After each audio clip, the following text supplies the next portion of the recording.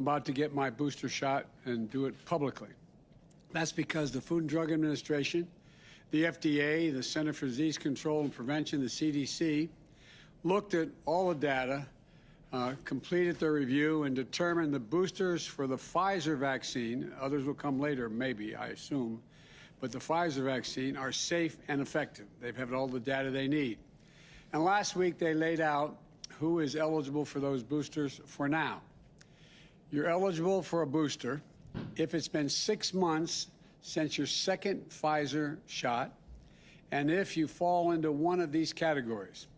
People over 65, which is hard to acknowledge, adults, I'm only joking, folks, adults with certain underlying health conditions like diabetes and obesity, and those who are at increased risk of COVID-19 because of where you work or where you live, like healthcare workers, teachers, first responders, grocery store clerks. If you fall into these categories, you're eligible for the booster. Now, I know it doesn't look like it, but I am over 65. I wish I way over. And that's why I'm getting my booster shot today. The booster line is if you're fully vaccinated. The bottom line is that you're fully vaccinated and you're highly protected now from severe illness, even if you get COVID-19. You're safe, and we're going to do everything we can to keep it that way with the boosters. But let me be clear, boosters are important, but the most important thing we need to do is get more people vaccinated. The vast majority of Americans are doing the right thing. Over 77% of adults have gotten at least one shot. About 23% haven't gotten any shots. And that distinct minority is causing an awful lot of us an awful lot of damage for the rest of the country. This is a pandemic of the unvaccinated. That's why I'm moving forward with vaccination requirements wherever I can. On Wednesday, I'll be traveling to Chicago to talk about why it's so important that more businesses are instituting their own vaccine requirements.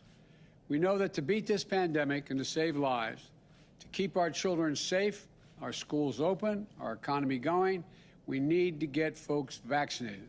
So please, please do the right thing. Please get the shots. And it can save your life. It can save the lives of those around you. And it's easy, accessible, and it's free. So text your zip code to 438829. That's 438829. Or visit vaccines.gov to find a vaccination location near you. We can do this. Get vaccinated. Thank you very much. Now I'm going to get my booster shot, and right here. And the major is going to give me the shot.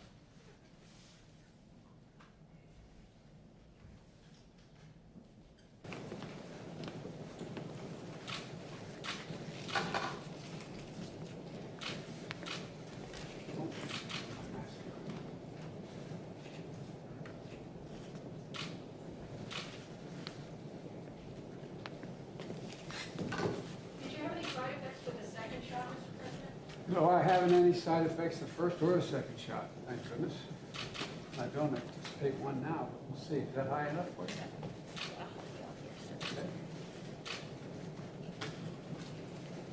Is the First Lady getting hers as well today, Mr. President? She's going to get one. I think she's teaching that, but she's going to get one, yes. Mr. President, what do you say to world health leaders like the World Health Organization who say wealthy nations should help more countries without vaccinations get vaccinated before they get boosters here in America? We are helping. We're doing more than every other nation in the world combined.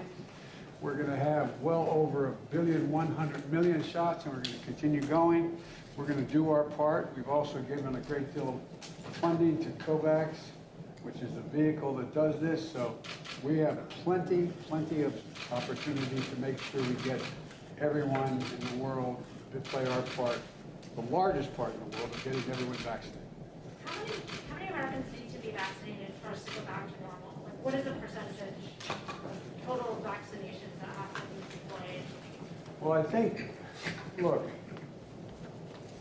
I think we get the vast majority, like is going on in some industries and some schools, 97, 98%.